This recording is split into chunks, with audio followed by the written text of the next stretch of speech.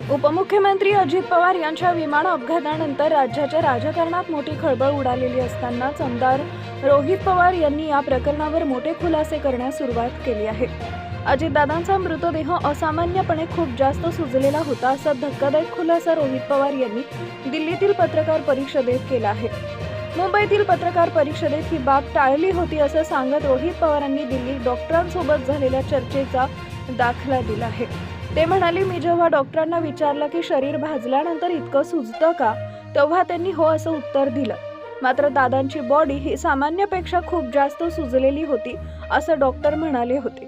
ती इतकी का सुजली होती याचं कारण शोधणं आता महत्त्वाचं आहे। सोशल मीडियावरील त्या फोटोवर शिक्कामोर्तब। विमान अपघातानंतर सोशल मीडियावर काही फोटो आणि व्हिडिओ व्हायरल झाले होते ज्यामध्ये मृतदेह ओळखता येत नव्हता आणि तो मोठ्या प्रमाणात फुगल्याचा दावा केला जात होता।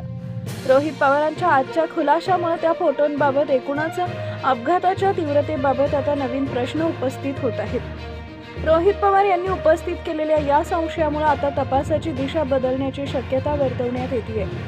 केवळ विमान अपघात की त्यामागे आणखी काही असामान्य घडलं होतं याबाबत आता राजकीय वर्तुळात उलटसुलट चर्चा सुरू झाली आहे। अजित पवार यांच्या विमान अपघातानंतर राज्याच्या राजकारणात मोठी खळबळ उडालेली असतानाच आमदार रोहित पवार यांनी या प्रकरणावर मोठे खुलासे करण्यास सुरुवात केली आहे। अजितदादांचा मृतदेह असामान्यपणे खूप जास्त सुजलेला होता असा धक्कादायक खुलासा रोहित पवार यांनी दिल्लीतील पत्रकार परिषदेत केला आहे।